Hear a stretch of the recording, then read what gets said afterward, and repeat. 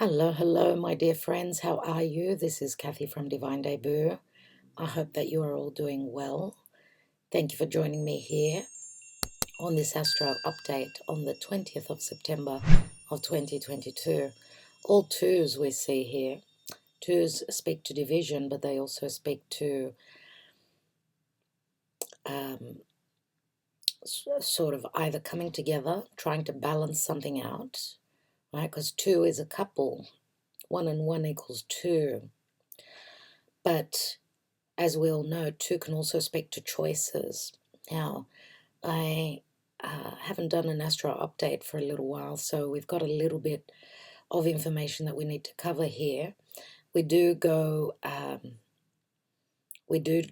much more in depth on Patreon. So if you're an astrology enthusiast, lover, and you're all about the details, and you're open to looking at what's going on in the sky as above, so below. As we know, the sky and the stars and the planetary placements change, their energies change as they change signs, they connect to different energies. So think of the planets as people, archetypes. So when we've got difficult and challenging aspects going on in the sky, we are all part of the cosmos. So we feel it. We feel it personally, internally, emotionally. We see it around us. We see it in our own personal lives, but also in the world. So if you are an astrology lover, do consider joining us on Patreon on Tier 3. That's where we go into the month ahead astrology. We talk about a lot about mythology as well. I do also go into the asteroid goddesses. We do extra astrology, and we look and use mythology as well as another divination tool, as there's a story behind the planets, the archetypes, nevertheless. So, a Virgo season, we're coming to the end of the Virgo season, my dear friends. As we could see, the sun is here at 37 minutes of Virgo. We know that the last degrees are the more potent degrees. So usually when a planet moves through a certain sign, by the time it gets to the last degrees, it's more experienced in that area of your chart. Remember that we don't all have the same rising sign. We don't all have the same energies, right? So there are so many different combinations, right? Sun, moon, rising, Venus, the placement of the personal planets, which are Mercury, Venus, and Mars. Now, this is what's going on in the sky, so it speaks to the energetic environment that we're all in. So we all feel it similarly, but in different areas of life, as we are not all of the same rising sign, so we don't all have Aries at the rising sign, right? So there are many, many, many layers in the astrology. Astrology is not only how we see things change around us, it's also, it has got to do with our psyche and our internal self, our higher self as well. So those of you that are interested in learning more astrology, progressing, and being able to interpret your own chart, even, the more obvious transits in the sky and how they affect you personally, how they affect your own personal chart, and therefore your life, do consider joining us on Patreon. And those that are on Patreon, thank you so much. Thank you so much for your support and your love. Without you, Divine Debut 11 could not make it. There's a lot of competition on YouTube, especially where tarot is concerned. There's many tarot readers out there. We know that tarot is another divination tool which is more about, reading the cards intuitively, but the astrology is more like a mathematical sum. So A and B equals AB, for instance. This is just an example that I'm giving you. So even the interpretation in astrology could be missed as there are so many layers. Again, we use our intuition, but more importantly, astrology is mathematically based. So it's all about doing the sum and adding things up. Is there more? What's going on in the sky? Is there more fire? Is there more air? At this time, where are the planets placed? And we could see that the planets are all around. So we've got a mixture of energies here. Anyway, let's go back to the sun in Virgo. So obviously the sun has gone through Virgo, has been moving through Virgo the past 27 days. So we've been in that frequency of Virgo. And what is Virgo? It's mutable earth. It's service to the world. It does rule the sixth house, natural sixth house of service, but also work, health, hygiene. Virgo being very nurturing, very loving. We always look at the axis, Virgo and Pisces together. We know that Pisces across is all about compassion, love, divinity. Pisces is very spiritual, very intuitive. It's a water sign. It goes really deep. It has got the ability to connect to the divine, to spirit. Pisces is, there are no boundaries. So love is endless, sometimes to the point of the energy of Pisces being taken advantage of. So we are going through the Virgo season. It is connecting as well to Pisces and the mutable signs, which is also Sagittarius and Gemini. So as the sun is coming up to the last degrees, there's a sense of urgency. We know that with Virgo season, we clear out the closet, we clean our homes, we clear out all the trash. Virgo is all about cleanliness, purification. It's about doing the work, rolling up the sleeves. A mutable sign means interchangeable energies. Yeah, being able to transform, if not transform, I should use another word, to mutate and fit into one's environment, be fitting for the good of the whole. Okay, so mutable signs have got the ability to change, to be more fitting.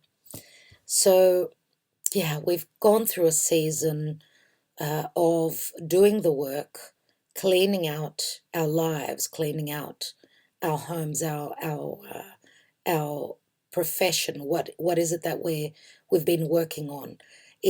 Have we been working in a certain job where we're unfulfilled? Let's say we've been working double jobs. And the service that we've provided hasn't been enough, let's say, for instance, or the other way around. We've been working extra hard, double time, right? Instead of doing a 6-hour shift, we've been working 12 hours so that we could do the Virgo duty, because Virgo is all about duty.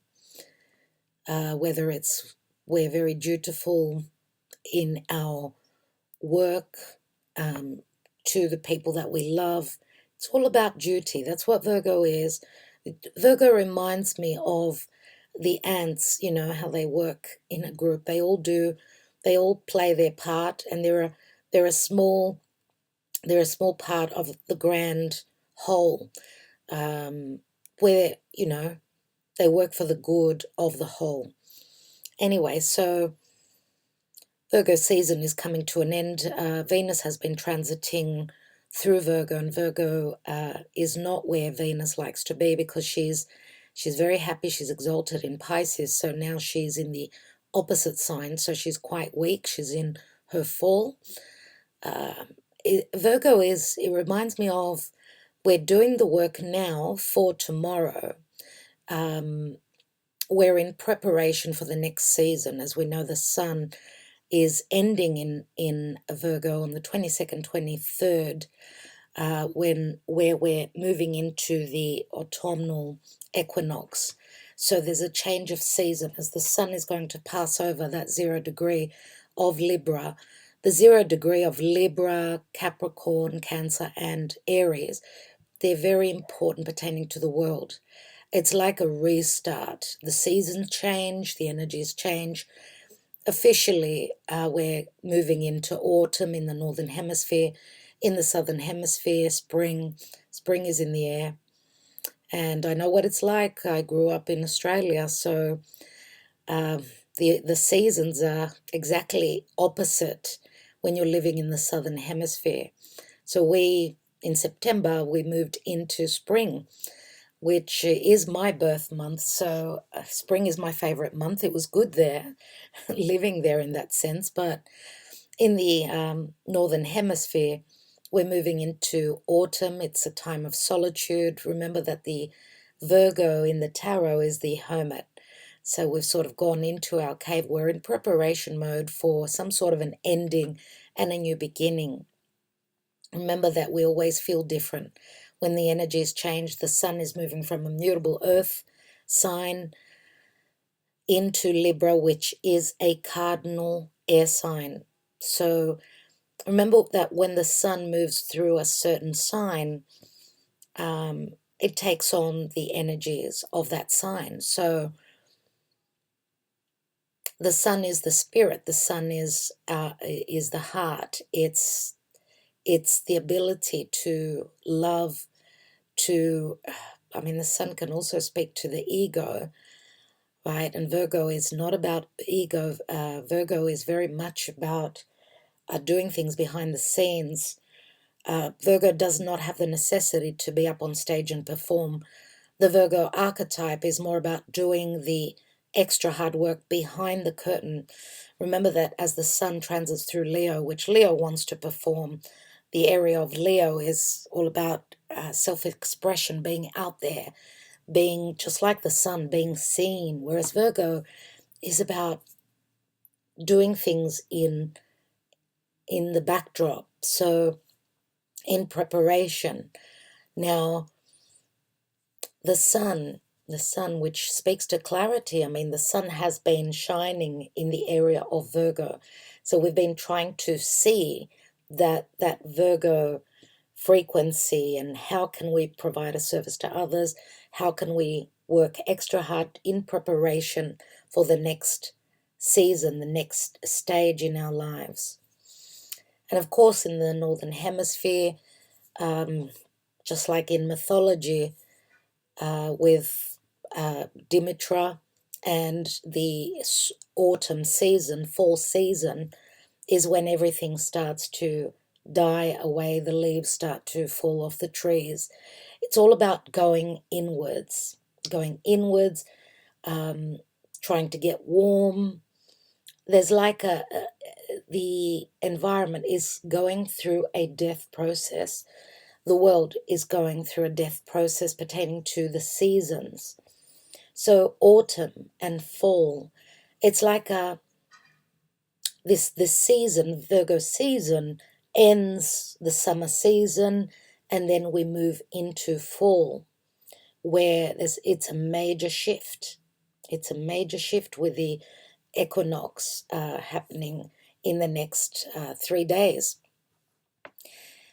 So the sun is moving into a cardinal air sign. Cardinal is all about taking action. Cardinal signs, those of you that are Libra, Aries, Capricorn, and Cancer, it's all about new beginnings. As the season changes, so does our environment. So our environment, our lives, and everything about the world and our personal lives changes as the seasons go through changes. Think of fall. That's what kind of a season we're moving into in the Northern Hemisphere, I'm going to say again. So Libra is cardinal air. Aries all about perception, thought, process, communication. Libra is all about relationships, relating to others, coming into a balance, harmony, trying to find that if there hasn't been any of that in our lives. Libra can rule also, it can rule anything that is connected to the courts, to law, to the justice system. As we know, the justice card in the tarot is number 11. It's the Libra energy. So justice, we're looking for justice, balance, equilibrium, a return on the work that we've done. Remember, Virgo works extra hard. Okay, so will there be justice? Will there be reciprocity? Will there be peace and harmony moving forward in our lives? Mercury has been retrograding for, let's see, Mercury retrograded exactly on September 10th. So today is the 20th. It's been 10 days. And Mercury started his shadow phase. So when he reached the 24th degree of Virgo, which is his home sign, he started moving over those degrees that he's going to retrograde over. He came up to the 8th degree of Libra. So when we're looking at Libra, we also look opposite at Aries difference. So Aries is it's the individual. It's I, me, my. It's all about I'm needing to take leadership. Aries, remember, is ruled by Mars. Aries is the individual, as I said, but Libra is the balance, the other person. It's not about myself only, which is Aries. It's all about us. Not only about me, but about us. How do we connect to others? And as I was saying, Mars has, the ruling planet of Aries, has ingressed into Gemini. So this is another story altogether, which I'll come back to in a moment. But yes, with Mercury that's moving backwards, retrograding in the sign of Libra. Mercury does well in Libra because Mercury is the natural ruler of Gemini, and Gemini is an air sign. So Mercury, the communicator, the messenger, Mercury, the information, the communication, the curiosity. Mercury also rules Virgo, but also Gemini. So Mercury takes on the energy of both Virgo and Gemini. And that's what Virgo and Gemini have got in common. And that's why they usually get along quite well. Because if you think of Virgo is, and Mercury, I should say, is the left linear brain. So there's a lot of logic. Virgo sort of looks at things through a very logical lens, and can discern, can dissect things, and that's what Virgo is all about, the little details. So Mercury ruling Virgo, and Virgo has got the ability to look at, detach, and look at things from a very grounded place. Remember, Virgo is also an earth sign. So Virgo in opposition to Pisces, Pisces cannot see because there's no boundaries. Everything looks really magical. And in Pisces, it's all about believing that if you've sacrificed, the sacrifice will return. But Virgo is more about, no, let me discern and let me see. I'm going to provide a service. Let's see if that service will come back to me. Because if it doesn't, then that's a lack of healthy balance and giving and receiving. So Virgo's got the ability to discriminate, to pick out the flaws, and that's the shadow side of Virgo. Sometimes they can get too picky and too much about the details. Now, with Mercury retrograding, we're returning back to the past. We've got a lot of retrogrades. We've got Mercury, we've got We've got Uranus here retrograding. We've got Chiron in Aries retrograding. Jupiter in Aries retrograding.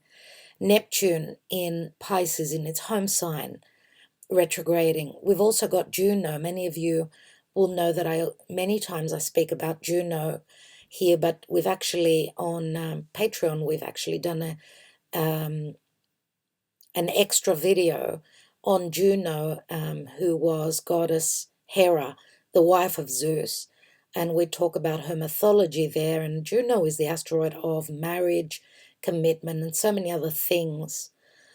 So again, we go into those depths and we look at the cycles as well of Juno, because she rules marriage.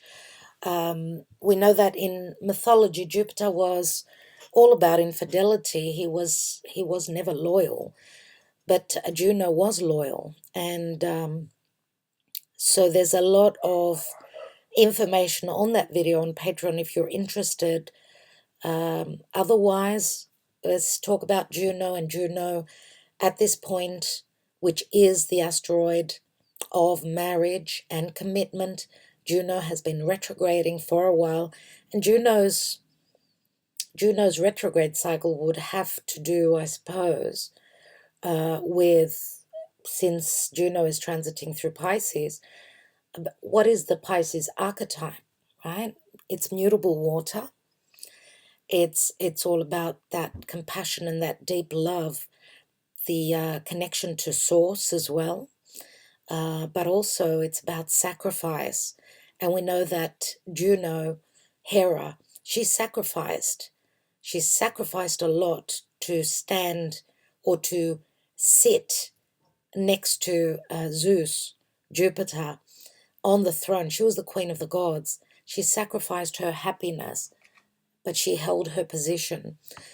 And there's a lot of different energies where Juno is concerned. It can speak to a lack of justice, but she also retaliated. So Juno could speak to revenge where there's been disharmony, injustices.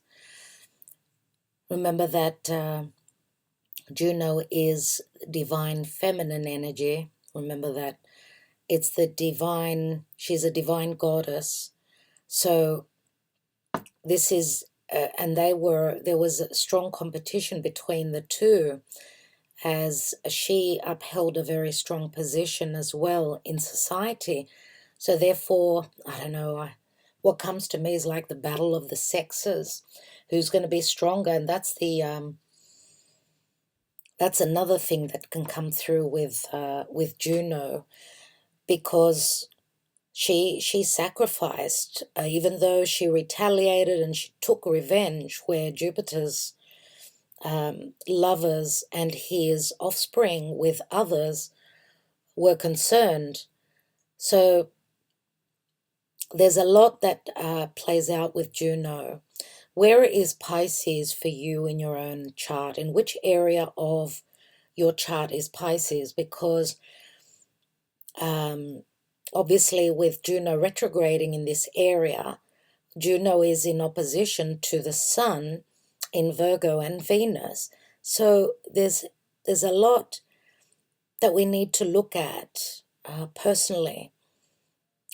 What's going on with our commitment, our marriage? And marriage doesn't have to be a contract that you sign on. It could be some sort of a contract that you've gotten into by word of mouth, a promise, let's say. Okay, some sort of a commitment that you've been in. It's with the Sun moving through Virgo and Venus, which is weak there. This is like taking off those blinders, because Virgo's got the ability to see clearly, whereas Pisces is about not seeing clearly. So this is the ability with the Sun moving through Virgo, is the ability to discern and see what's true. Have I been wearing rose-colored glasses where my commitments are concerned? Remember, Neptune is here, and Juno has come very close on her retrograde, very close to Neptune. So there's a lot of illusion, and there could be misunderstandings, deception. This is what is going on in this area of the chart. So some of you have recently, as the sun was in opposition to Juno, you've had some sort of clarity in relation to what was unknown. Something's been seen, you've been able to discern and dissect things, and maybe you've seen something more clearly now. Okay, so where is Juno, where is Pisces in your own chart? That's where Juno is retrograding. Saturn is also retrograde. Pluto is retrograde. We're in retrograde season, my dear friends, which is not about moving forward. It's about finishing off things from the past, revisiting, redirecting, redoing things, things that we've missed. Usually when all planets are moving direct, just as the planets move direct, so do we. And life is very quick moving these days, right? There's never enough time in the day. And especially with Neptune in Pisces, ever since Neptune ingressed into Pisces in 2011, seems like time has, you don't even realize where time goes. It's like the day, instead of 24 hours, feels like it's a 15-hour day. So yeah, retrogrades do speak to the past. We've got retrograde season, and retrogrades happen because we need to be able to have some breathing space, a bit of time to tie up those loose ends, to finish things off from the past, revisit things that we did not complete or we did not tweak or needed tweaking. So this is the universe, spirit, God, whoever you believe in, giving us a chance to catch up on things.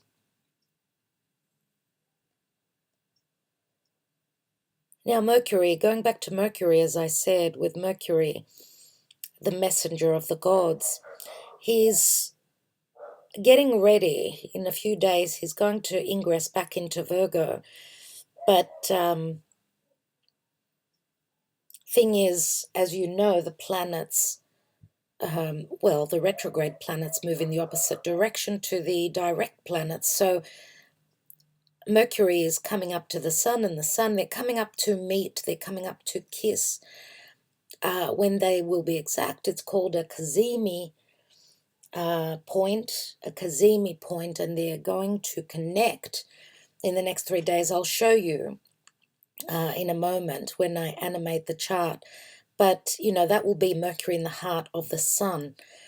And as Mercury is really, they're coming up to the sun very close. Any planets that are very close to the sun, they're not visible in the sky because of all the sunlight. They say that, when the planet is close to the sun, it gets burnt.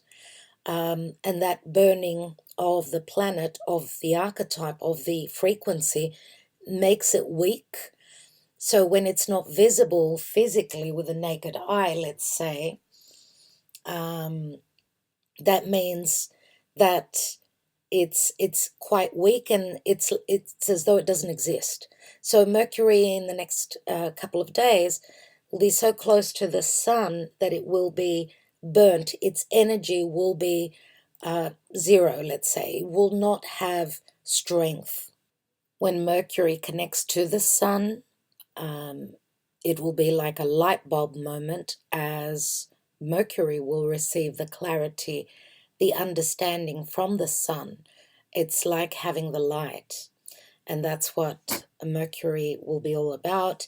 He will be energized, and he will, as I said, return back to Virgo and finish off on the last degrees moving through Virgo. Mercury will turn direct on the 2nd or 3rd of October, depending on where you are in the world. Okay, and so that will be the Cazimi of Mercury. Venus also, my dear friends, we know that she's in fall here. She will soon enter Libra. She will soon enter Libra, which is a big deal because she rules Libra. And obviously, again, as she will be passing over that 0 degree of Libra, it will be an important thing. And as she steps into Libra, it will be, because the sun will be transiting through Libra first.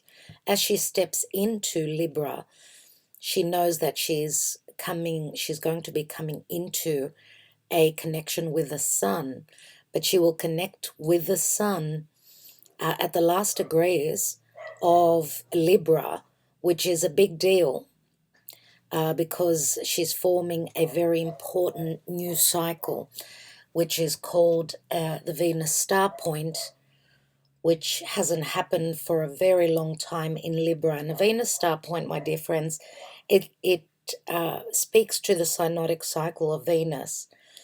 And that's another video that we are looking to do on Patreon. It's a very important cycle, and being in her own home, this will be a very important time. They will connect at the 29th degree. This will be happening on the 22nd or 23rd of October. So October is going to be a really big month. We've got an eclipse on the 25th of October. We've got the Venus star point, so the conjunction of the Sun and Venus in Libra after 100+ years. So Venus has been conjoining with the Sun in other signs, in other 5 particular signs for a long time now. And this is a new beginning for Venus, very strong, because she'll be in her own sign. So it's very positive because Libra does speak to relationships. It's like a new era is opening up for relationships as Venus was conjoining with the Sun in Scorpio, and now she's going to conjoin with the Sun in Libra. Scorpio is like a death and a regeneration, right? It's about endings and new beginnings.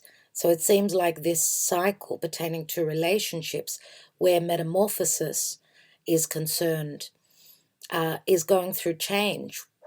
Therefore, this is a very important time. October is going to be a really important month. Again, as I always say, we will be talking about the whole month, the astrology on the whole month on Patreon in Tier 3. If you're interested, do join us. Now, Venus has, she's been the morning star. We've been able to see her in the morning sky, but she's now preparing. She's going into the underworld. She's going to visit Pluto and Hades, like in mythology. She's going into the underworld, and she's going to come through her journey into the underworld. She's going to be reborn as the evening star. So we'll be able to see her in the evenings. Very important where love, relationships, and money is concerned. That's what Venus is all about. She speaks to peace, harmony, love, relationships. She's the feminine archetype, right? She's anything that makes us feel good, anything that we need physically. Our bodies need to be sustained, to feel good. She's a feel-good energy. Remember, she rules Taurus as well as Libra. But in Libra, she's more about that ethereal, godly side, that divine Venus, more so than what in Taurus, where she's more about the materialistic stuff, the practical stuff, as Taurus is earth. So a very special thing going on with Venus in October, dear friends. So retrograde season, okay, and we've got Mars that's ingressed into Gemini, and Mars ingressing into Gemini, we know that we've been talking about this, that Mars is going to be in Gemini for the next 7 months. So that is another big happening, big shift of energies. Remember, Mars was transiting through Taurus, and Mars doesn't do well in an earth sign. Mars needs air and needs fire. So as Mars has ingressed into Gemini, obviously Gemini, which is a mutable air sign, and Gemini, which is ruled by Mercury, Mars in an air sign is much faster. Now he's come in with a bang. He's entered Gemini with a bang, but remember that he's going to retrograde here. So when Mars when Mars got to the 8th degree of Gemini, he started treading on or going through the degrees that he's going to retrograde or over, I should say. So he's stepped into his shadow zone. So from the 8th degree of Gemini, he's now on the 16th degree. He's going to move all the way up to the 25th degree of Gemini, where he's going to station to turn retrograde. Now, obviously, this is very important for the mutable signs, so Gemini, Sagittarius, Virgo, and Pisces. Obviously, Virgo and Pisces will be squared by Gemini, by Mars here. So Mars will be forming a T-square, which is an opposition. So if you've got any planets in Virgo or Pisces, the area of Gemini in your chart will be squaring you. Okay, and T-square is an opposition. Okay, and obviously Mars, as I said, squares over to Virgo and squares over to Pisces, but also is in opposition to Sagittarius. Now, obviously, Mars is our drive, our passion. It's what we put energy into. So obviously, because Gemini is all about communication, it speaks to collaborating with others. It rules siblings, your neighbors, your close environment, the way you move, travel. Short distance travel is Gemini. Mars is fire, and in an air sign can be very fast, but as I said, he's starting to slow down before he comes to a halt, and he's going to station to turn retrograde. So where there's a lot of, communication back and forth as Mars entered Gemini, now he's starting to slow down. Gemini is all about decision. Remember, it's the twins.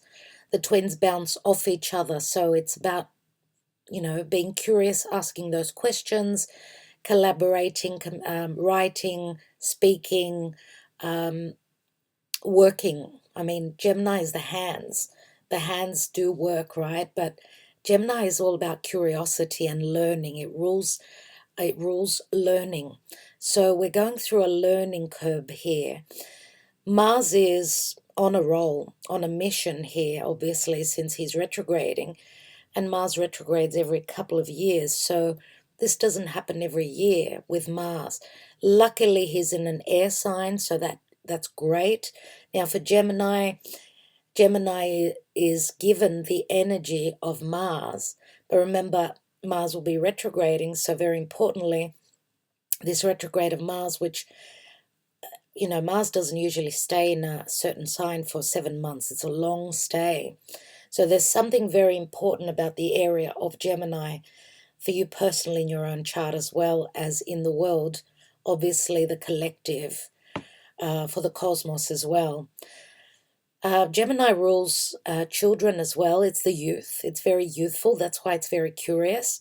So Mars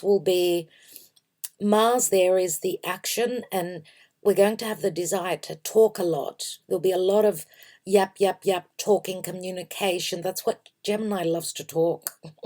They just love to talk. Through speech, through communication, Gemini learns. So that's why there'll be a lot of talk, but I don't know if there'll be a lot of action as we need to revisit the past as Mars will retrograde, right? Remember that retrograde planets talk about going inwards.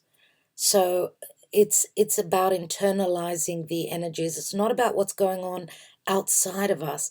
It's more so pertaining to our internal self, our higher self, our having that conversation with ourselves, possibly.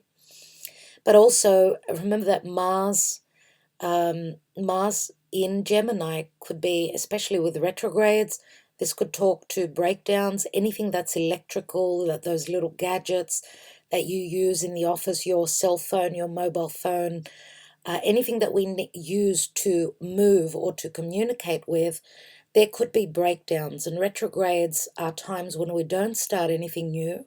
It's more about finishing off things pertaining to the past that we've visited before if you're returning to something, like you've started something already and you're just going back to continue off something that you left unfinished, then it's the perfect time. But to start something new, whether it's a relationship, the signing of contracts, whether it's anything to do with having surgery, it's a good time to prepare, right? Prepare. Remember that Virgo is also the physical body. It rules the physical body because it rules health. Earth, Virgo is the physical body, as is Taurus as well. And Uranus is in the sign of Taurus. Uranus, which has been transiting through Taurus for a while now. I mean, Uranus does give us a lot of stress. It rules the nervous system, and it's transiting through Taurus, which is all about our values. It's about our values. It's about our resources, our money. Do we have what we need to sustain? Do we feel good? Do we feel safe and secure financially? It rules food as well. I mean, Taurus rules the earth and it rules food.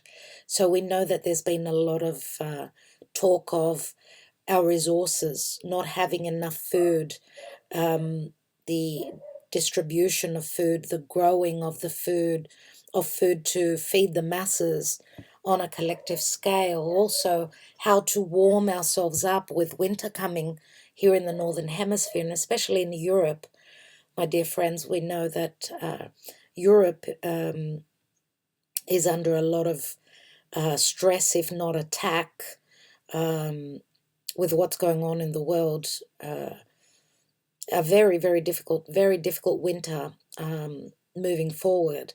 But it's like we're, just like with Venus now, who's going down into the depths, of the underworld. That's how I feel. That's what's going on naturally with the world and with all of us. We're all part of the collective, remember. And remember that Mars conjoined with Uranus and the North Node a while back. So it started off a brand new cycle, and now Mars has ingressed into Gemini, which is much more lighter. It's about movement, being able to move through taking the action, which is Mars, through our desires, through a risk taking. Remember that Mars rules Aries, and Aries is the warrior, it's the soldier. And Mars also ruling, which rules Aries. Aries is the head. It's taking leadership. It's taking the initiative, having the courage, the guts to start that new cycle, which Jupiter in Aries also signifies, as well as Chiron. These two, Jupiter in Aries, he's recently, not long ago, he's entered Aries and now he's retrograding. He got up to the 8th degree as well. So it's interesting that 8th degree, 8 degrees is where Mars entered his shadow phase. Mercury got up to the 8th degree of Libra. Jupiter got up to the 8th degree of Aries. So what's going on with that 8th degree? That's a good question, eh? And remember that number 8 in the tarot is the strength card. It's the card of Leo. It's the heart. It's the ability to have the confidence.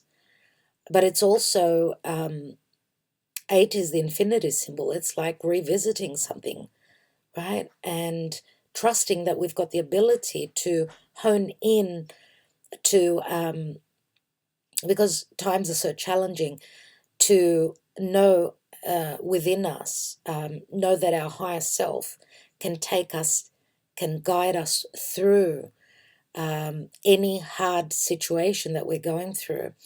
But we need the confidence to do that. And I see Jupiter as a general. He's the good general, and he's in the sign of the warrior. So it can speak to strategies for me. That's how I see Jupiter in Aries. It's like making or taking those strategic moves, but to do that in what, remember, Aries is new beginnings. It's the first sign of the zodiac. It's going on that adventure. Mars did conjoin with Jupiter here on the 3rd degree a few months ago. So that 3rd degree, which Jupiter is coming up to now, that'll be interesting. That'll be interesting with Jupiter as he is retrograding and he needs to go back to Pisces. He will re-enter Pisces end of October. So that's why I said again, October is a very important month. There's a lot going on there.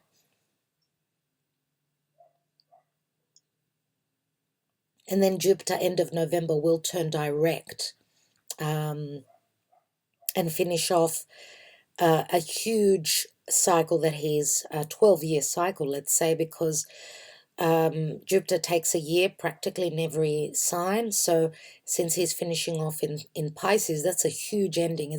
Pisces is the 12th sign. So he's stepped into Aries. We've had a taste of what this strategy, what this the general of the army is working on, is preparing, right? In preparation, that's what Jupiter is doing here. He's in preparation to step back into Aries. And Aries is, I'm going to combat, I'm going to fight, I'm going to take action, I'm going to lead, I'm confident, I'm fiery, I desire to go on this new adventure, this new journey, which is a cycle for all of us. We're all part of the collective. Where is Aries for you in your chart? Which house does it rule? That's what you need to think of. Chiron also, a wounding of the head, a wounding of the leader. And we've seen collectively and in the world that many leaders are being taken off their thrones, are passing on to the next incarnation, are losing their power. Chiron is an open wound, and it can speak to a wound of the psyche, it can speak to a physical wound, a wounding of the mind, of the head, of the ability to lead. That's why Chiron is in retrograde motion. We are looking for ways to heal this open wound, personally and collectively. But Chiron is connected over to the South Node, so he's needing to detach anything from the past that's weighing him down. Aries and Scorpio are both signs that are ruled by Mars, and Mars is needing to retrograde until next March. He will leave the sign of Gemini next March. So Mars is on a mission, my dear friends. Remember that we can, if we call Jupiter the general, Mars is the soldier. So they've connected, right? They've connected and they're on a roll. But we've still got matters pertaining to the past that we're needing to tend to, work through, decide upon. And Chiron can also be some sort of wounding from a past lifetime, past incarnation, or from your childhood. It could be the wound of the inner child. So it's really, really interesting how the astrology talks. Now, Saturn is also in an inconjunction. An inconjunction, my dear friends, is like 150 degrees. It's a 150-degree angle. So inconjunction means that, the two planets that are connected, in this case Saturn and Venus, they're not connecting well. They cannot physically see each other. They're very different in energies. Saturn in his home sign in Aquarius, which is fixed air, and Venus, mutable earth, very different in energy. So they're not on the same page. They need to connect through tweaking, through changes, little changes, right? It's like trying to peek around the corner to get a peek so you could see who your enemy is, who you're opposed to, thinking of Venus and Saturn in opposition, let's say, but they're not in opposition. They're not in a trine and they're not in a square. They're in an inconjunction. So they share nothing. There's nothing that they share.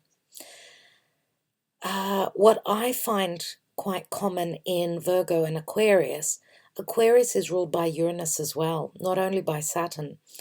And Uranus is the higher mind. Uranus is the higher octave of Mercury, which rules Virgo. So if we think of the left linear brain, which is Mercury, and the higher divine uh, connection to spirit and source, which is Uranus, this is like using both sides of the brain together. So as a group effort, let's say Aquarius and Virgo, they do match there. Virgo has got the logic, Aquarius has got the intelligence. So that's where many of you may ask, Virgo and Aquarius, they don't have much in common, right? They're quite different, but sometimes it depends on which perspective, from which angle you look at them together. And there's many other things as well that tie Aquarius with Virgo, but that's on another video, dear friends. I'd love to hear your comments if you're enjoying this analysis, what more you like to hear, and it's like giving me ideas of what it is that you want to know more of. Anyway, so obviously Venus has passed an opposition with Saturn, and opposition is never easy. It's a tug of war. It's like needing to find the middle ground, Saturn in Aquarius is those limiting energies. It's like something's holding us back from the future, something old, something that we needed to put in the effort. That's what Saturn is. You need to do the work, right? You need to find intelligent ways, hold on to something from the past, but also have the ability to see into the future. So honing in the past and the future, can you find that middle ground? And Virgo, obviously, as she was passing through Leo, where she's obviously in Leo, she's much more extravagant and out there and open, and she's very heartfelt, very generous. But with this square of Uranus and Saturn coming back into being, which this was going on all last year and at the beginning of this year. We did have a bit of a breather, a few months where their orbit was a bit more wider. So it was like being given a chance to, forget and move on from this power struggle, which is Saturn squaring over to Uranus, right? The old and the new, the those that are in power, governments, institutions, bankers, all those people that hold a position of power, in square over to Uranus, which is the people, right? Uranus it's the people. It's Aquarius. Aquarius is the human race. Aquarius is the future. So remember, as Saturn was transiting through Capricorn, where we had that great conjunction of Pluto, Saturn, Jupiter, Mars, and then Mercury, and then Venus passed through Capricorn early 2020, when all this visit into the underworld started, and physically and emotionally, right? 2020 being such a difficult year, and then 2021 with Saturn moving into Aquarius but starting to square over to Uranus. Even though Saturn is not as heavy in Aquarius as it is in Capricorn, but still it's like there's something karmic is still trying to hold us back in the past, and we're not able, we don't have the ability, as we're going through lots of changes. The world is changing all around us, and so are our personal lives, as Uranus is in a weaker position here in Taurus. And of course, with Uranus here, there's a lot of ups and downs, our finances. There's a lot of stress There's a lot of, we've had a lot of tower moments pertaining to our resources, our money, our food source. Just so many changes. Remember, even the banking system. And Pluto up here in Capricorn, which entered Capricorn in 2008. He's the slowest moving of all the outer planets, obviously. And he's got, transforming everything to do with Capricorn. And Capricorn is the elite. It's those that are in positions of power. And those that are in positions of power are trying to hold on to the power. They're not wanting to give their power away, and the power is coming into the human race, into the people, my dear friends. As Pluto is finishing up, he's like, he's come to the last degrees of Capricorn. Therefore, he's been like a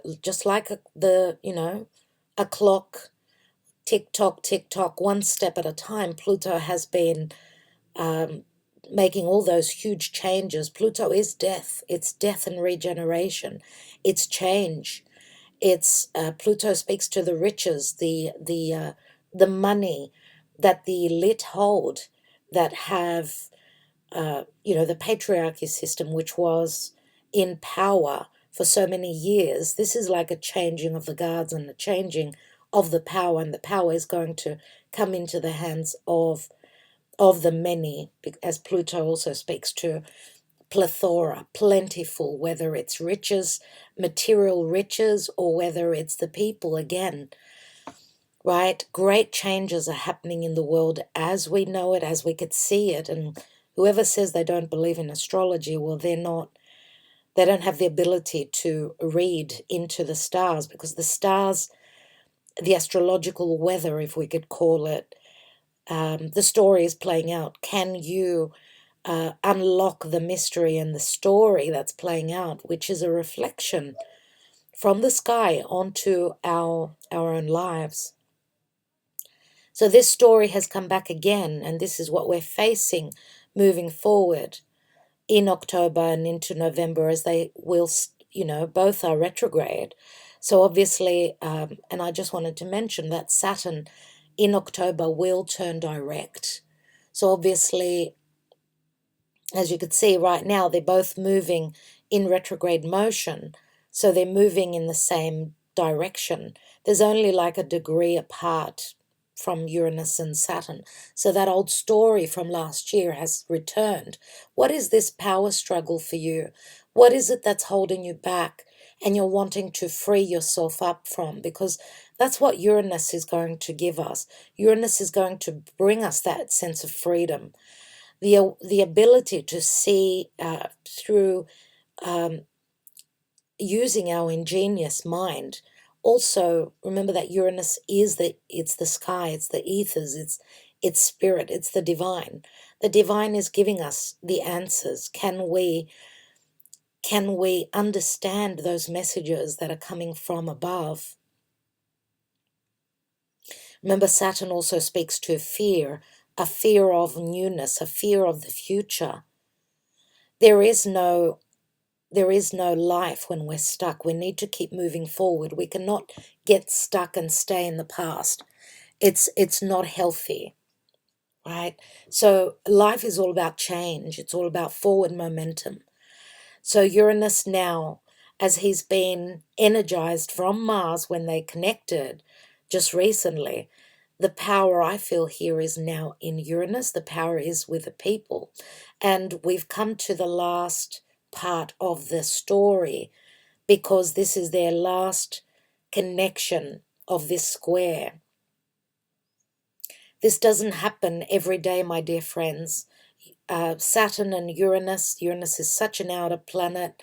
He's very, very slow moving, right? Last time they connected, the conjunction of Saturn and Uranus was back in the 40s, and they conjoined in Taurus. So this, when these two come together, and when Taurus is involved, especially when fixed signs are involved there, it's a big deal. Okay, because fixed signs are all about a lack of change. So Uranus comes through to bring in the change.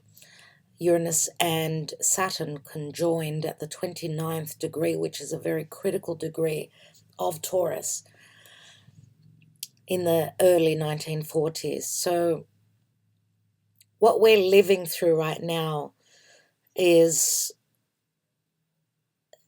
it's very important. As I've been saying from the beginning of 2020, history is in the making, and we know that, especially with what's going on, especially with Russia and Ukraine and the US going through its Pluto return.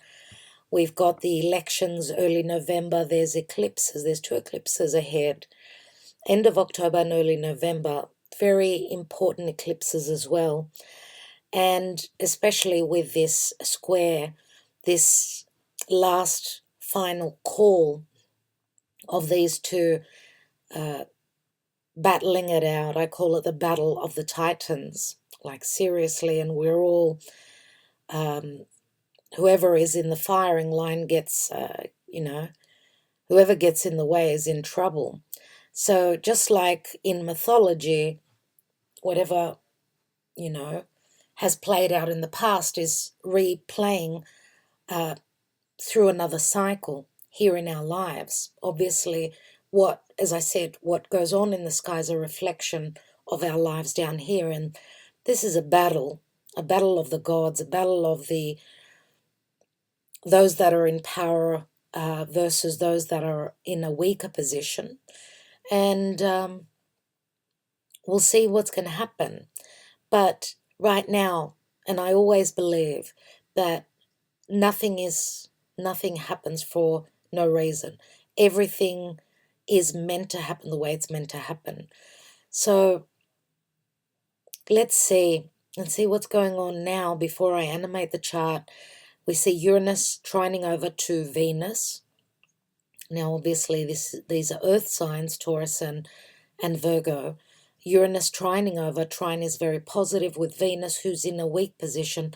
Normally, Uranus is not in a strong position here either. So I guess this could sort of dilute the power of this wonderful surprise, whatever this is, because Uranus can speak to a tower moment, something that is unexpected, pertaining to, remember that Venus rules Taurus, so this is also quite helpful as they're connecting here. So some sort of a good surprise, some sort of an understanding, a nice message that comes through, something that you've been working on, more than likely. This could also speak to, because we're talking to earth signs, which speak to practical matters, things that are real and not just imagined. Right? So this could be a wonderful tower moment pertaining to something that could give you a fair bit of value, something that will give you some happiness. Remember, trine is always positive, so it is promised here. I'm wondering if you have received any good outcomes, anything pertaining to, it's connected to work and money. Also, the effort you've put in, values, a sense of security. Any good news pertaining to also a health checkup, possibly. You've gone to the doctor and there's a good surprise here. Remember, Venus is not strong here, but she's trining over to her own sign. So I'd love to hear your comments. Now, remember that something also needs to be tweaked, says Saturn here. Something needs to be fixed. All right. We also see Pluto connecting through a beautiful trine to the Sun. The Sun, remember, in Virgo is all about doing the work. It's having the ability to discern, to dissect. And Pluto in Capricorn, again, earth signs connecting well here. Remember that the Sun, I'd like to just point out that the Sun is in opposition to the exaltation point of Venus. Venus is exalted at the 27th, 28th degree, and the Sun is in opposition to that. And Venus is soon to come and oppose that, but Jupiter will also revisit. So there's something Jupiter's also going to station to turn direct on that 28th degree. So pay attention to tomorrow.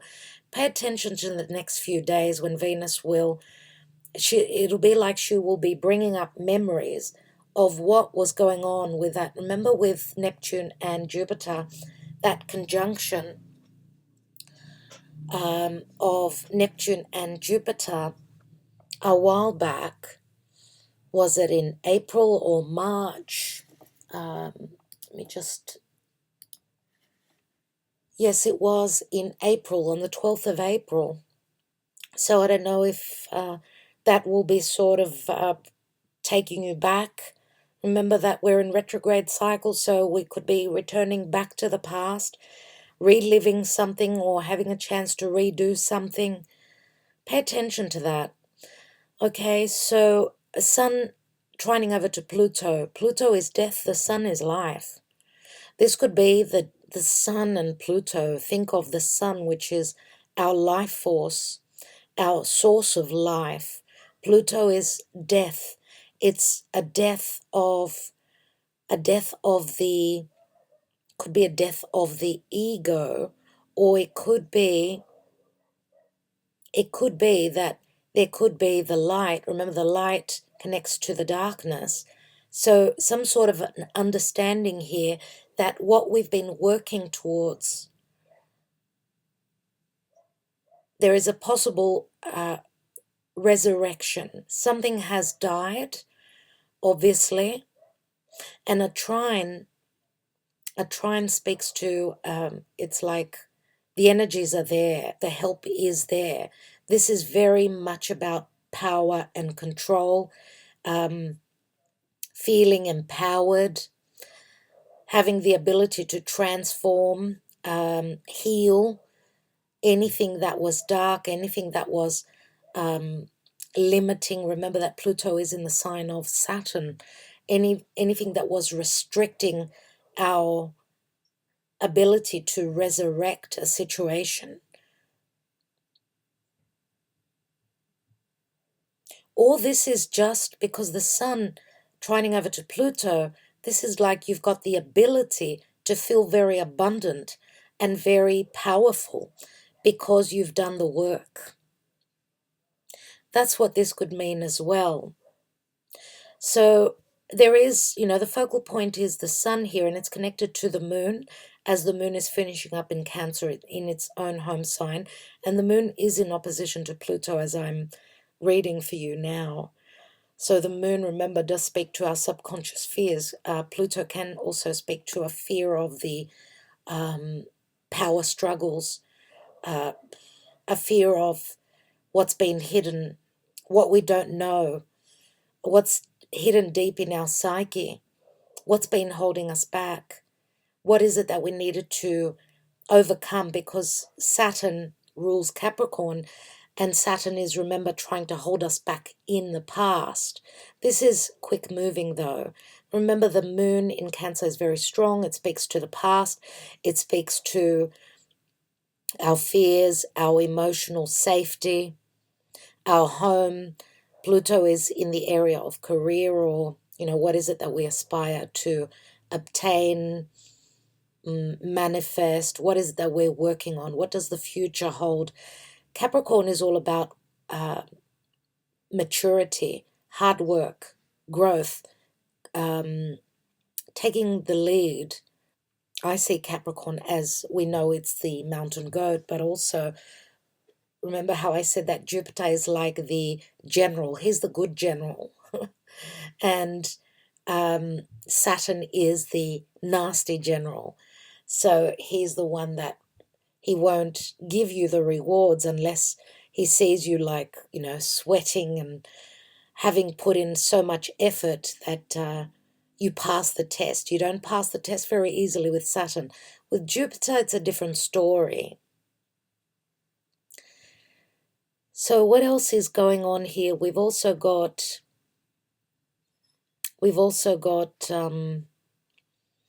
Juno in a difficult connection to the Moon.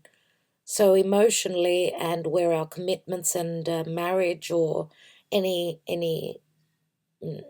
contract or business dealings or any contracts that we're looking at. What is it that we've signed up for? Juno. What is it that we've entered into? We've felt that we're bound by a certain situation, right? Our duties, right? There's something that we're not wanting to look at. I mean, Moon in Cancer, very strong. It can speak to the past. It can speak to a certain home, a physical home as well, or anything to do with the mother. Moon in Cancer. Cancer is the mother. It's the feminine archetype, right? Cancer is a water sign, so it's the divine feminine. So there's something running in the background that we're not wanting to see. There's something very karmic that we're needing emotionally to be open up to feel our way through, to feel, trust your intuition. Moon in Cancer, obviously very strong intuitively. Juno in Pisces, strong water here. There's something emotionally that we're needing to look at, that we're revisiting. It can be connected to the past. It can be connected to our emotional security. Do we feel safe and secure in our home? That's what this could all mean. And as we know, the moon is soon going to ingress into a Leo, and then Virgo, and then Libra, as we're having a new moon in Libra on September 25th, which is in 5 days. Tier 2, if you're on Patreon, Tier 2, you also get the full moons and the new moons and the analysis on the eclipses. Okay, Tier 3 and Tier 2 get the full moons and the eclipses as well. And of course, if you're on Patreon, you'll get to go into a draw. We do free giveaways, 3 free readings every single month. We will be choosing the September winners tomorrow. Tomorrow, I would say, more than likely. So good luck to all of you that are already on Patreon. All right. I think it's time to animate the chart. Just before I move forward, I also wanted to mention here Hygeia, the asteroid of health, which does speak to our physical, emotional health or ill health.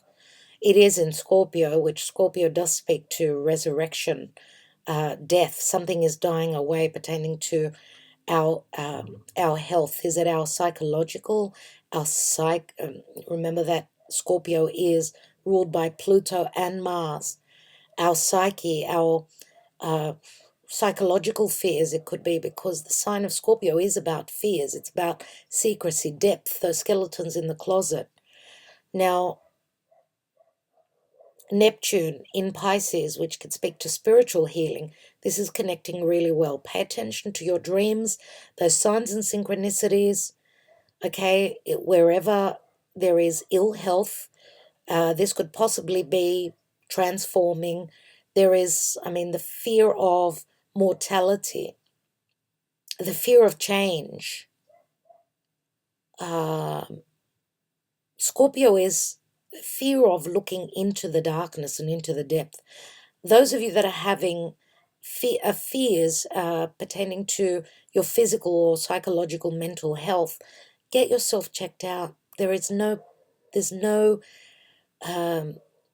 point in worrying about it. Many times, and you need to listen to your body. You need to listen, right? Really listen to your body.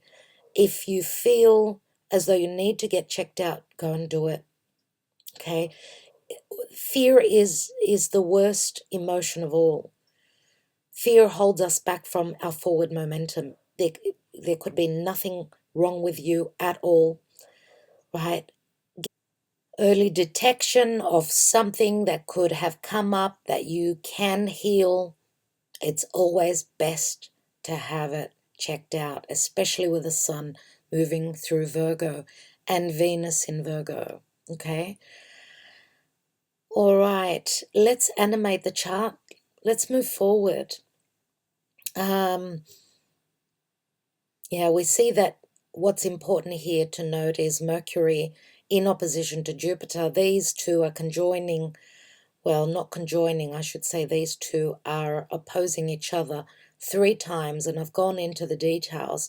This is about trying to find a resolution, ideas, communication. This is the student and the teacher. These two, Jupiter and Mercury. Remember that Mercury was the messenger of the gods. So Zeus would give him the messages, and he was the fastest god of all. He had a winged hat. He had wings on his sandals. He was very quick. So he would take the messages from Zeus, Jupiter, and take them to the other gods. So they're in opposition, which means that they've got differences in opinion, but remember Mercury is transiting through Libra, which is all about balance and harmony. So this is a tug of war between myself and us.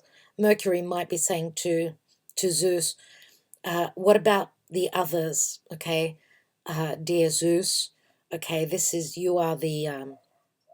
you're the god of all gods. You're the king of the gods. You're the father of the gods, and you're in Aries, which is Aries is I, me, my dear Aries people. I love you so. I've got a daughter that's in Aries. But the shadow side of Aries, and I can't really say it's the shadow side, it's the archetype Aries. Aries is like the seed that needs to feed, water, sustain, so that it could grow, right? If it does not feed the ego, take the initiative, have the courage to discover, to take action, to take leadership, to go on that journey, then it will die.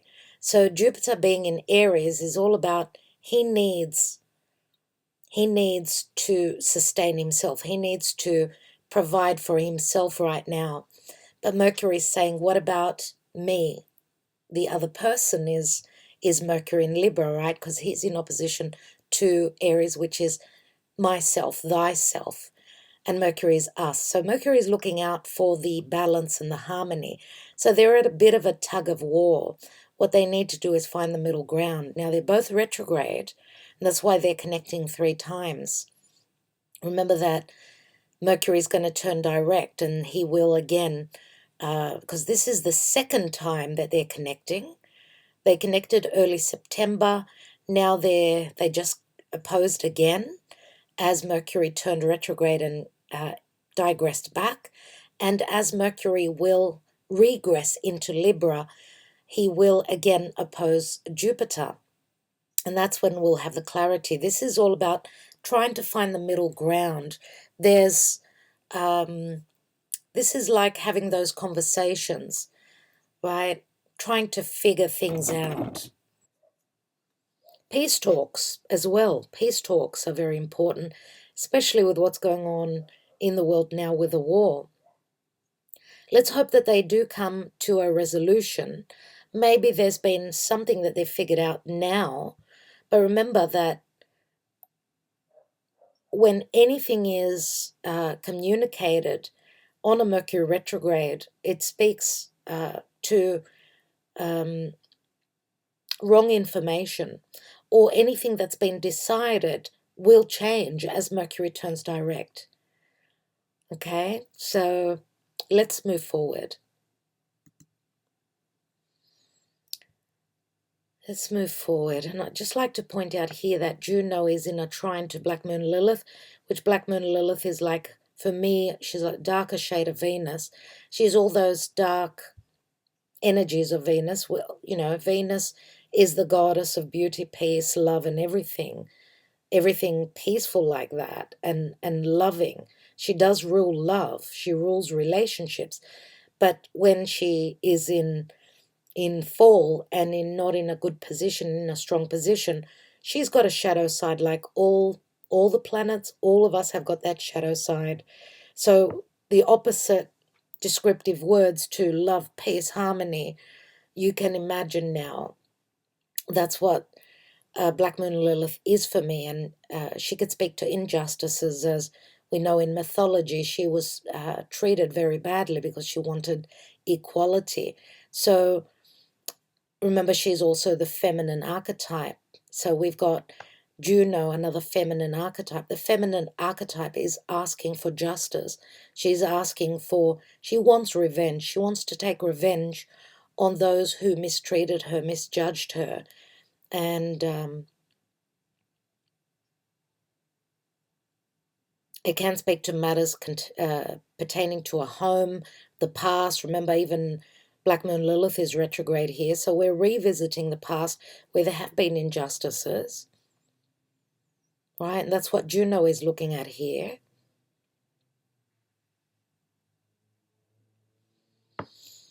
Let's move forward. We could see the sun is ready practically. I mean, they're only minutes apart, and it's the 22nd of September of 2022.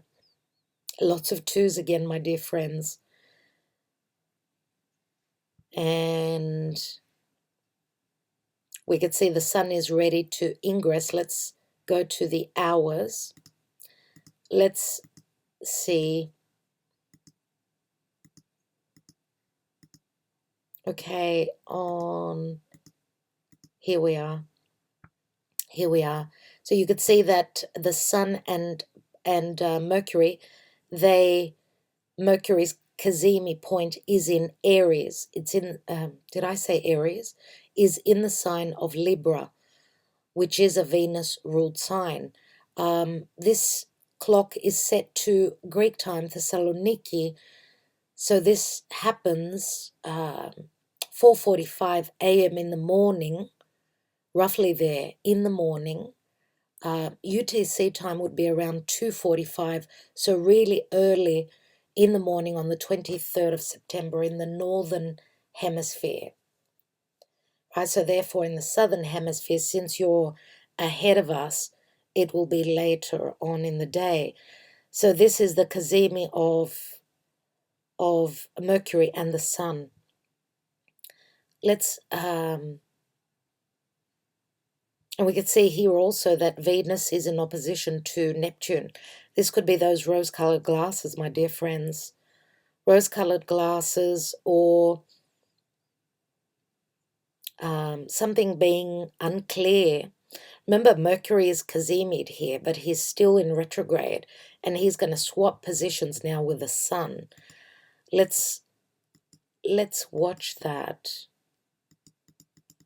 Let's watch Mercury. There he is. He's just jumped over the Sun, and during the same day, later on in the afternoon, Mercury enters his home sign of Virgo once more. So I think that he will, through his ability to communicate clearly, he will conjoin with Venus. So whatever this illusion, misconception, deception pertaining to, I don't know, money matters, anything connected to work or service to others or health. And remember that Neptune is very powerful in his home sign. He can speak to very strong creative energies. This is like using the ability of Virgo and the ability to look at the finer details and the ability to create through great imagination. Again, pay attention to your dreams here. Something is wanting to be shown to us here. And of course, it can speak to a physical and psychological health matters as well. I do feel as Mercury will conjoin with Venus. Let's move forward and see what else is showing up. Okay, this is the equinox, dear friends. Pay attention.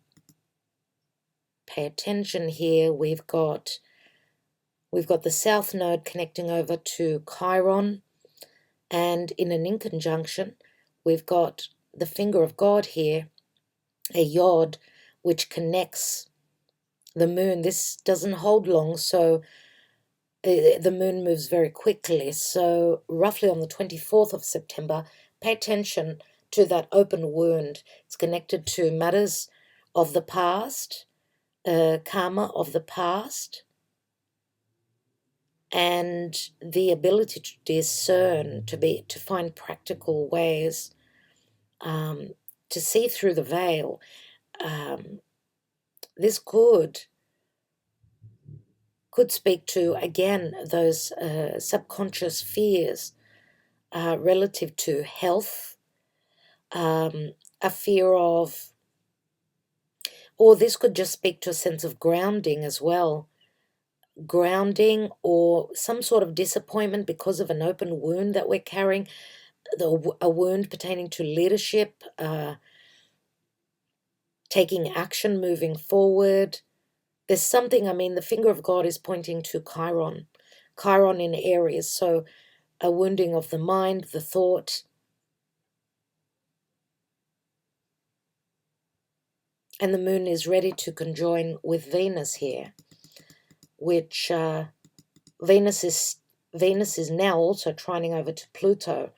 This is transformation where money matters, health matters, matters of love, anything that was dark, anything that needed to be transformed. We've got the help here from Spirit, right? This could also speak to abundance, possible abundance. The work that you've done, Pluto is plentiful, speaks to finances, of course. Pluto speaks to riches. The hard work that you've done, climbing that ladder. This could also speak to a possible advancement where career is concerned, right? Extra money in the pocket, taking on a new position at work, in life. Pluto trining over to Venus. This is riches. This is abundance. It really, really is. So just looking at the moon on Venus here. Wow, this is incredible. 25th of September. In the morning, 25th of September. Pay attention. 25th of September. What's going on the 25th of September?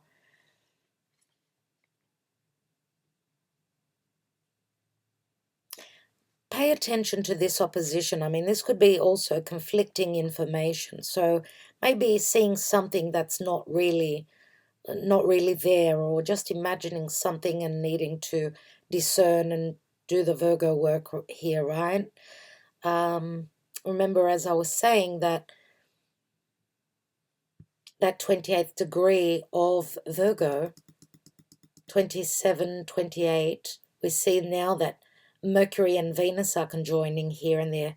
Ooh, there's the information. The information comes in. And the moon at this moment, check out the time, is on that exalted degree, in opposition to the exalted degree of Venus here. Jupiter is also at the 3rd degree where he conjoined with Mars. Saturn is trining over to Mars. That's really positive, really, really positive. Because, what's been holding us back with Saturn, what's been holding us back, I mean, Mars here in Gemini is all about taking the action, making the changes, transmuting, bringing in the changes, being the warrior, having the courage to move forward. This is like a green light. It's a green light where anything that's been restricting our forward momentum, there's something that we're figuring out here.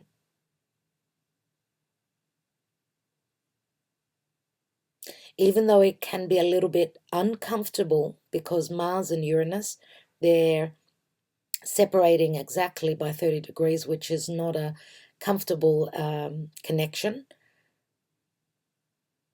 For me, this is a green light. So this is all about, getting the information.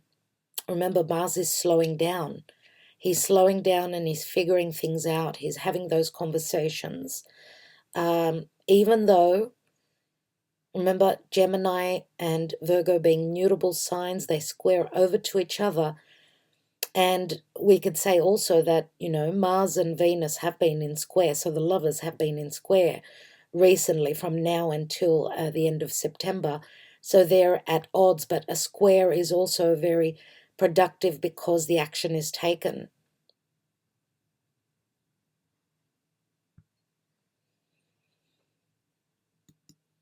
Let's move forward, and we see here is the new moon in Libra. I will be doing a new moon reading for this new moon in Libra on Patreon. Do join me there.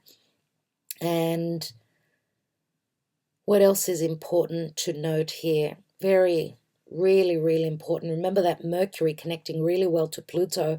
This is like we've got the disclosure, we've got the information here.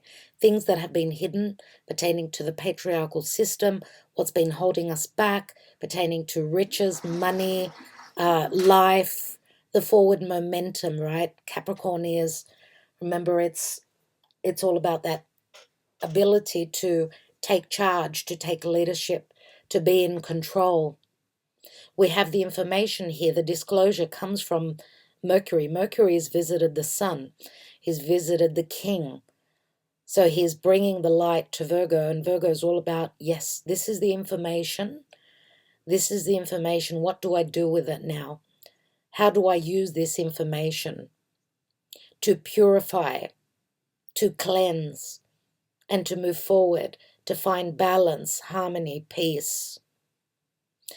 And this new moon is in opposition to Jupiter, but we'll talk about that on Patreon, my dear friends. I think that's what I wanted to talk to you about.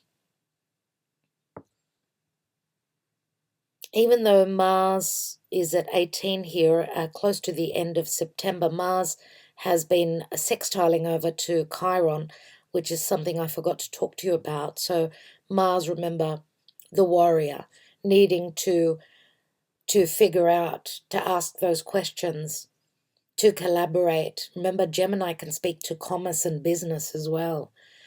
And we're revisiting the past, obviously, with all these retrogrades. So what is the wounding? The wounding of the mind, the wounding of the ability to understand, because Gemini is all about it. It's all about the logic, remember. And remember, I think for me, it's very important. It's a time to listen to others and not only do the talking. We may be listening to others, but not really listening. And I feel that Mars in Gemini is all about really listening to the other party. Okay. And a sextile is opportunities, the opportunity to have those conversations, the opportunity to think, to look into that open wound pertaining to having the courage to move forward, to take the leadership, to take that journey, go on that adventure.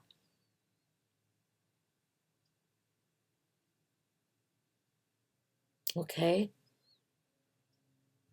So I'm absolutely loving this beautiful, absolutely beautiful, those sextiles from Hygeia to Venus and from Hygeia to Pluto.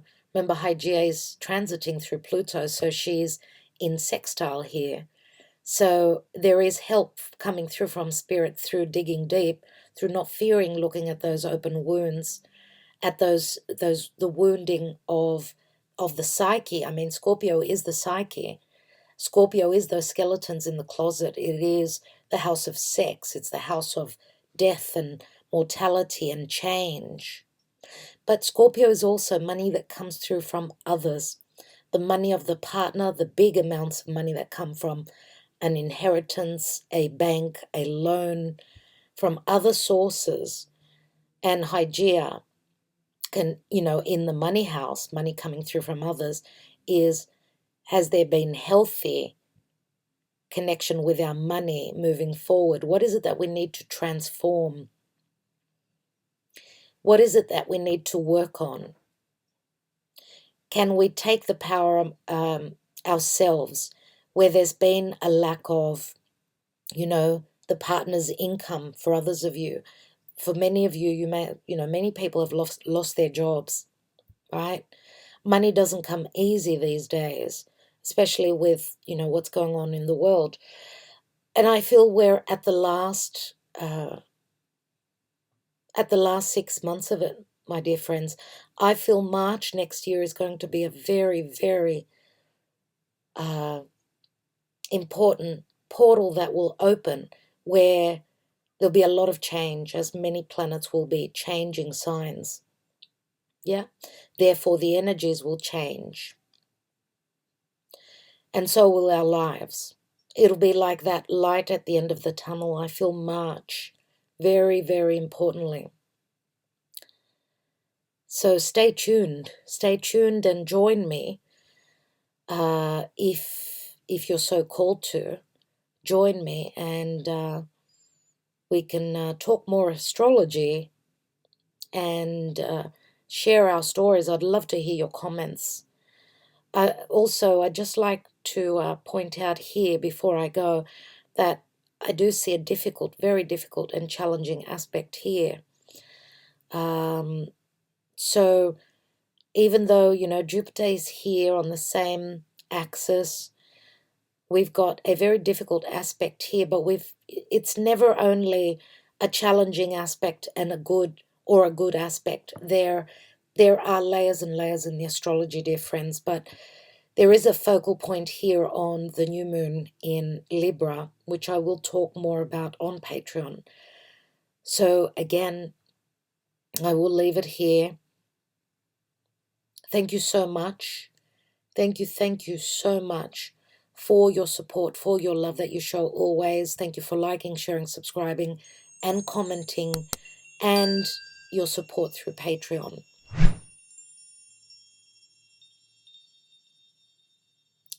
We need to stay vigilant. We need to stay strong. We've still got a revolution ahead of us. Old structures are coming down, old systems, the power to control the masses, the poor, those who will have trouble putting food on their table. This is a power struggle. It is a battle of the titans, of the strong, those who use their power to control the masses. There is a changing of the guards. That's what I've been talking about all this time. We see it happening. It's happening one step at a time. Next year, when Pluto will ingress into Aquarius, we'll have that light at the end of the tunnel. We will get that taste of what's ahead. Saturn will also enter Pisces. Big shifts, big shifts. Stay tuned, my dear friends. And love and light to all of you. I'm wishing you all well. Look after yourselves. Try and be discerning. Try and be understanding. No one is in a good position right now. It's all about relationships. Relationships that are meant to go will go. And yeah, we will be like the phoenix that has risen up out of its ashes next March and moving into the year 2024 and then 2025, where we've reached the bottom of the seabed. We're there now, and we're ready to push ourselves up to the surface, to take a deep breath of oxygen. That's where we're at now. We're needing to be catapulted to breathe some fresh air, some oxygen, and some life into our lives. Love and light to all of you. Thank you so much. Ta-da.